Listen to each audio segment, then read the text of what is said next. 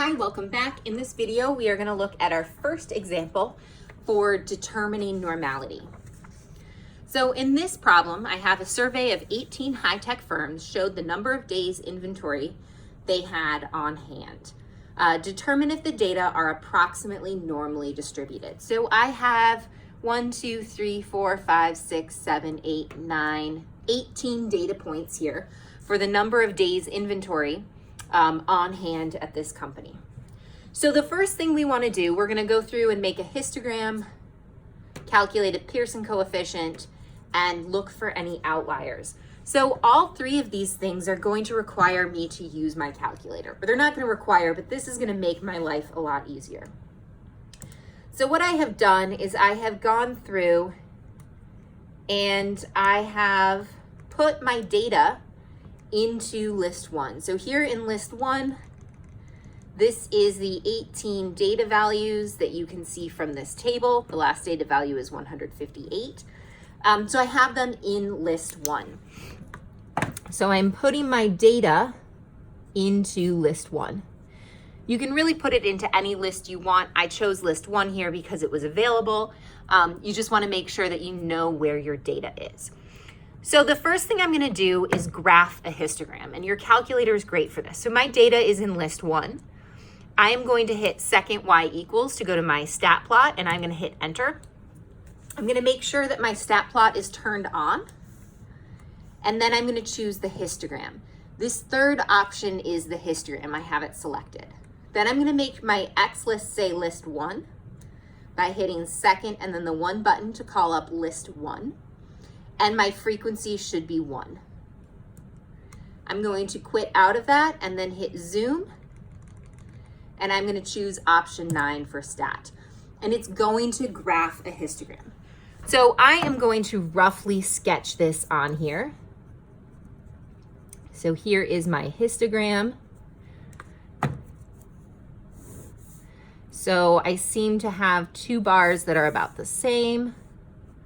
One that's taller, one that's a little shorter, and then two bars that are shorter there. So what I see when I look at this isn't perfectly symmetrical. This is unimodal though, right? I have just the one mode here. And it's somewhat close to symmetrical, right? The peak is in the middle and it drops off on both sides. It's not symmetrical, but it is approximately symmetrical. So that means that this is approximately bell-shaped.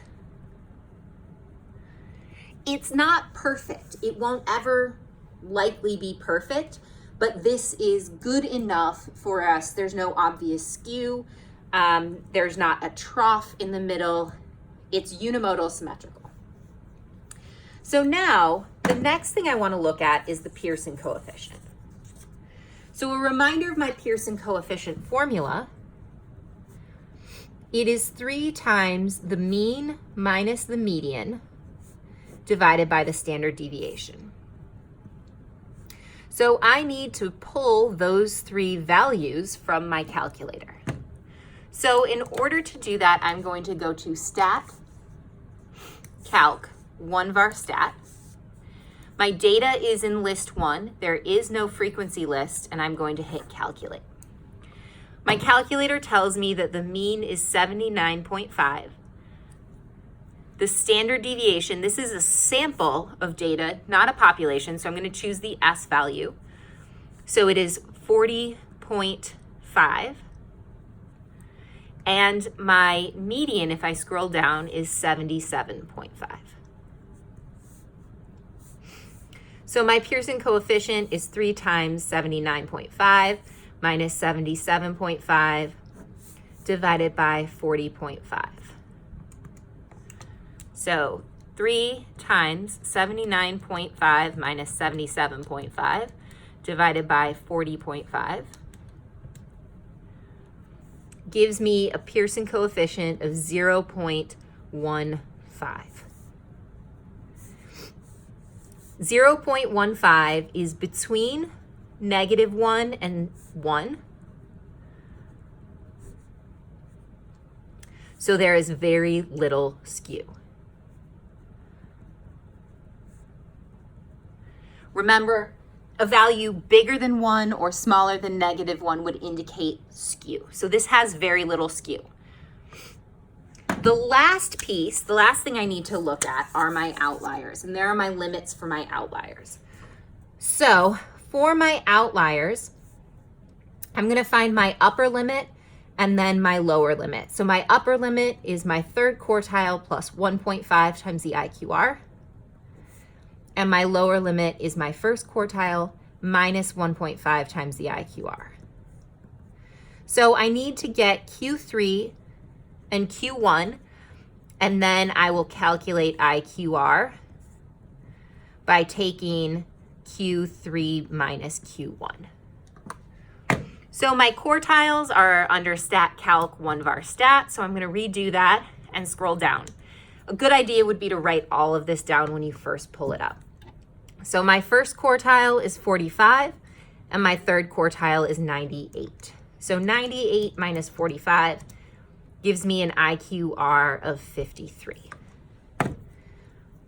So this will be 98 plus 1.5 times 53. And this will be 45 minus 1.5 times 53. So my upper limit is 98 plus 1.5 times 53 is 177.5.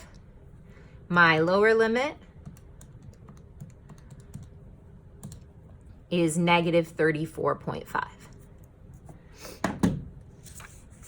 There are no observations larger than this value and no observations smaller than this value. So there are no outliers. Because of the histogram, the Pearson coefficient, and the lack of outliers, this data appears to come from a population which is approximately normal.